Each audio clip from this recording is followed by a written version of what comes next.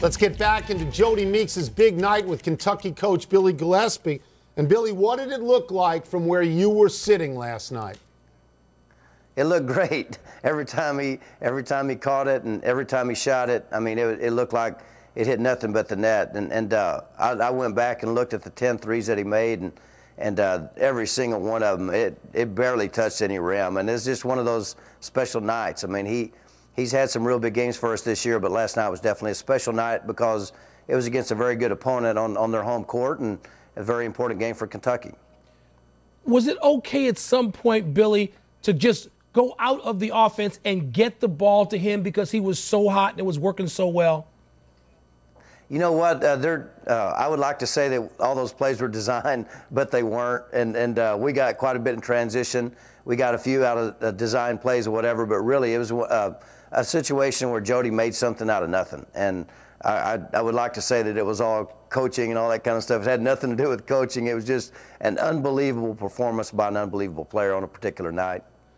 A lot of times in college basketball, we will see coaches who don't want to see that. Clearly, you embraced it, but I mean, can you get a feel of how rare this is? Because there are not a lot of coaches who would let this go on and let the kids enjoy it that much. Well, I don't know. I may disagree with you there. I think I watch your show all the time, and I probably agree with about 99% of the things that you say when I do watch. I don't know if anybody would not let that happen last night, but I understand what you're saying. The thing about it, there wasn't any individual play, and Jodie scored 54 points on 22 shots. And when you start thinking about that and adding up the numbers, that is unbelievably phenomenal. Just something else. And the thing about it is, when we started out the season, we were turning the ball over so much, there wasn't any such thing as a bad shot. And so we just wanted to get a shot at the basket before we turned it over. And as time has evolved, we've quit turning the ball over, and he's continued to make shots. So he can shoot it any time he wants to because he plays so hard on defense as well. Billy, let's move to the season and the team. For a second straight year, you guys had one of those eye-popping early season losses. This one to VMI. Can you talk about the slow start, if that's what it was, and sort of the reaction of the team to it since? Well, we're a very inexperienced team, and we had a bunch of new players and playing different positions. Most notably the point guard position. We've really improved in that area here lately. But we got beat by a good team that played great on a particular night, and I didn't do a very good job coaching. It was all my fault. We lost, but we've continued to get better, and that's one of the things about our teams. I think we always continue to get better.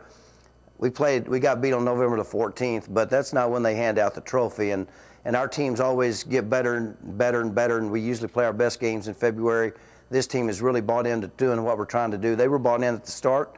We just got beat by a real good team on a particular night. It happens, and you don't worry about it. You learn from it, hopefully. You try not to let it happen again, but you have to move forward. It's a long season. Because of those sorts of losses occasionally, and because of the fact that there's no such thing as rebuilding at Kentucky, the spotlight is very hot on you.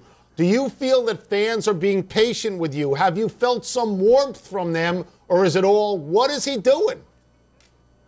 Well, I mean, if I were a fan, I'd be saying, hey, why in the world are they losing to those teams, and like we did last year? But I understand that. I'm a big Dallas Cowboy fan, and I have questions, but I really don't have any answers. And so, as a fan, I like to do that, and I understand that. That's part of the deal. I feel like the fans here are the absolute best fans anywhere. I think that these fans don't really get their due. Last year, we started out very slowly and because of injury and whatever else. But no matter what happened, we had a filled house every single night in conference, and so we won all 8 of our conference games at home.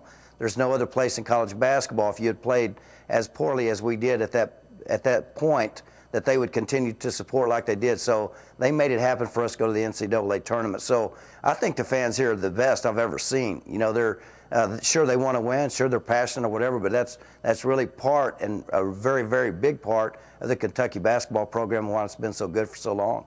Well, maybe Meeks will get you 54 in the tournament if you last that long. Right. Thank you for joining us, Billy. Thank you, Billy. Appreciate it. Hey, you guys have totally revolutionized everything. You know, y'all were the first ones to have the little deal on the side to keep ADD people like myself interested and know what's coming up. And every single deal on TV that you see now does the same thing. So, guys, you guys are pioneers. Good job. That's why Thank we you, lost our Billy. hair, because we were too busy thinking of good ideas.